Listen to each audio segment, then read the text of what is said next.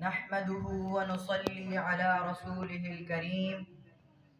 حضرات علماء کرام، مہمانان گرامی اور میرے ہم مکتب ہم مشن ساتھیوں، السلام علیکم ورحمۃ اللہ وبرکاتہ.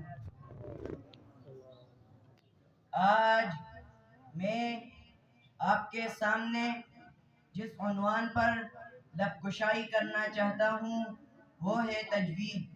سامعین محترم، قرآن کریم کے ہر حرف کو اپنے مخرج سے تمام صفات کے ساتھ ادا کرنے کو تجوید کہتے ہیں.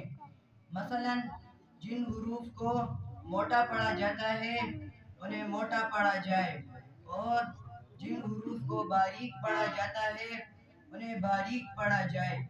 اللہ تعالی نے قرآن کریم تجوید اور ترتیل کے ساتھ پڑھنے کا حکم دیا ہے. اللہ تعالی کا ارشاد ہے وَرَتِّلِ الْقُرْآنَ تَرْتِيلًا، اور قرآن کریم کی تلاوت اطمینان سے صاف صاف کیا کرو.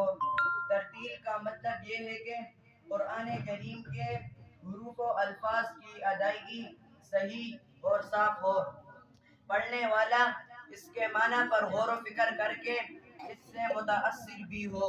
قرآن کریم اچھی آواز میں پڑھے.